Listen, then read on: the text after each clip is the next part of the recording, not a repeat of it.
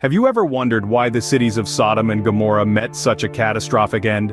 These ancient cities, often referred to in the King James Bible, hold a significant place in biblical history. Their downfall, as the scriptures narrate, was abrupt and devastating. But what led to such a drastic fate? It's a question that has intrigued many for centuries. As we ponder this provocative query, we invite you to join us on this exploration of biblical narrative. Now let's delve into the narrative that has been passed down through generations. The tale of Sodom and Gomorrah is one filled with intrigue and lessons.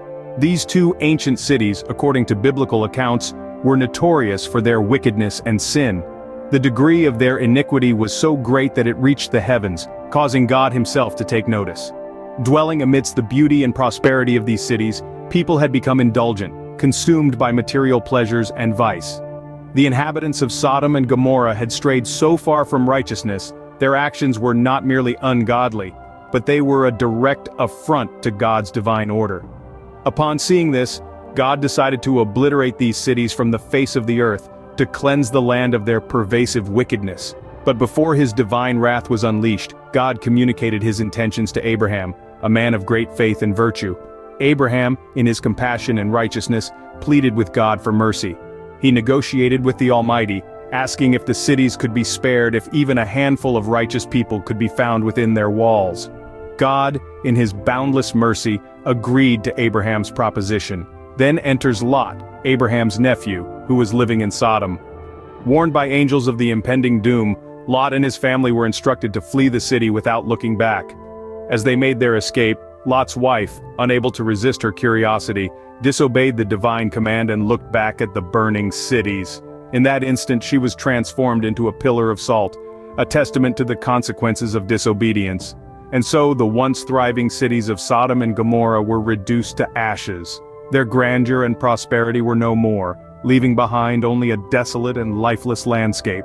The tale of these two cities serves as a stark reminder of the devastating consequences of uncontrolled indulgence and the dismissal of divine law. The destruction of Sodom and Gomorrah wasn't just a tale of doom, it was a turning point, a new beginning out of the ashes. When the smoke cleared, we find Lot and his daughters, the sole survivors, seeking refuge in the mountains. The world they knew was gone, replaced by an uncertain future. In the solitude of the mountains, they faced the reality of their survival.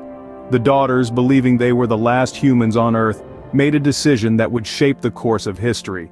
They bore sons to Lot, leading to the formation of two new nations, the Moabites and the Ammonites. The Moabites, descendants of Moab, Lot's firstborn, and the Ammonites, descendants of Ben-Ami, his second son, emerged as significant players in the biblical narrative. They represented a new chapter, a continuation of life amidst the ruins. So we see that the story of Sodom and Gomorrah was not just about destruction, it was also about survival, rebirth, and the resilience of the human spirit. The story didn't end with destruction but rather gave birth to new nations. The tale of Sodom and Gomorrah is not just a historical account but a reservoir of lessons.